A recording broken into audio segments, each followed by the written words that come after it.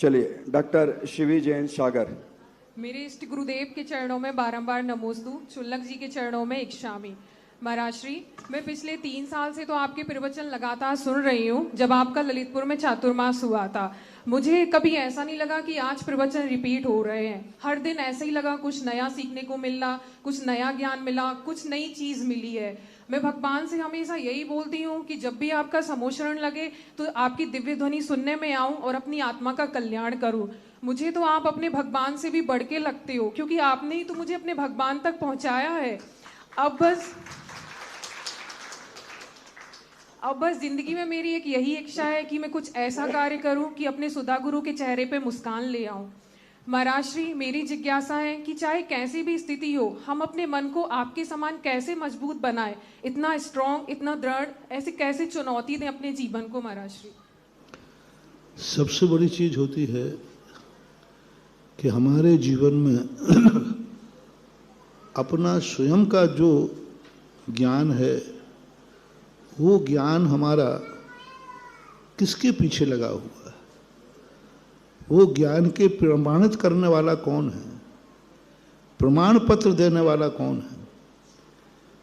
यदि हमारी कॉपी पर कोई प्रमाणक गुरु का प्रमाण पत्र मिल जाता है तो फिर हमारी वह काफी मान्य हो जाती। इसलिए ज्ञान है, सम्यक ज्ञान है, या तो हम जिनवाणी के अनुसार अपना ज्ञान ढाल दें या अपने ज्ञान को जिनवाणी के हवाले कर दें, तो हमारा विल पावर बढ़ जाता है। हमें विश्वास करना पड़ेगा। बीमार हो तो डॉक्टर पर विश्वास करना पड़ेगा और डॉक्टर जो दवाई दे वो खाना पड़ेगा। इसी प्रकार हम शास्त्रों को पढ़ते हैं, शास्त्रों पर हमें विश्वास करना पड़ेगा कि इसमें जो लिखा है वह सही है। हमें गुरु को बनाने का, गुरु का अर्थ ही नहीं कि हम उनकी जय जयकार करें। हमें इतना सत्य मानना पड़ेगा कि सूरज पूरब से निकलता है, लेकिन किसी गुरु ने कभी कह दिया कि सूरज आज कल पश्चिम से निकलेगा, तो तुम्हें पूरब दिशा को भी कहे ये पश्चिम, लोग कहे नहीं देखो आज भी पूरब से निकला, बोले हो ही नहीं सकता, वो पश्चिम से ही निकलेगा।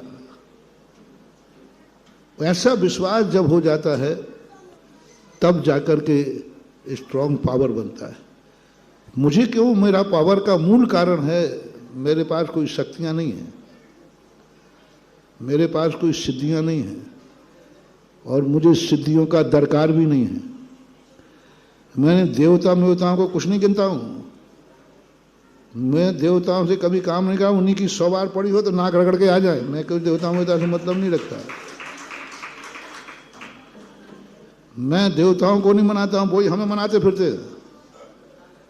हाँ, उनकी नाराजगी पे मैं नहीं डरता हूं, मेरी नाराजगी पे जरूर वे कांपते रहते कहीं बाबा जी नाराज नहीं हो जाए। तो मेरा तो एक ही सिद्धांत है, आगम में जो लिखा है वो झूठा नहीं हो सकता। वो सिद्धांत इतना जबरदस्त है, बस वही सिद्धांत मेरे से दावे के साथ डंके की चोट पर कहलवा देता है और वो सही निकलता है। मैं तो तुरंत कहता हूं भगवान आचार्यों के बारे में, मैं भक्तांबर को नहीं समझता। मुझे मालूम है कि मेरे मानतुंग आचार्य महाराज का सत्य महाव्रत है, बस उस सत्य महाव्रत पर विश्वास करता हूं और भक्तांबर पाठ बोल देता हूं। तदपाद पंकज रजो मृत, बस भगवान आपने लिखा है, आपने लिखा है, सत्य महावृत्ति ने लिखा है, पर डरना क्या है, बोल दो। और इतनी निडरता से बोलोगे तो अमावस्या को भी पूनम होना पड़ेगा। विश्वास करो। जिसके ऊपर आज प्रातःकाल ही हमने कहा था, देव पर, शास्त्र पर, गुरु का अंतिम निर्णय करो, अंतिम विश्वास करो, मन को डगमगाओ मत। जिंदगी संदेह में निकल जाए, जिंदगी खोजों में निकल जाए, जिंदगी इसी में निकल जाए कि ये रास्ता सही है, कि ये सही है, ये सही है। अरे जिंदगी इतनी छोटी सी है, इसी में जिंदगी निकाल देंगे तो निर्णय कब करेंगे।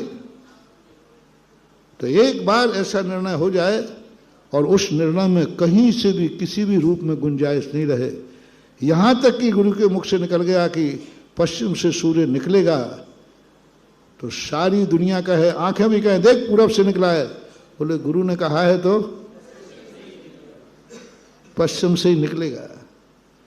तो ऐसा श्रद्धान, वो श्रद्धान ही अपन को विल पावर देता है और वही हमारी शक्ति को शक्ति महाशक्ति के रूप में परिवर्तित कर देता है।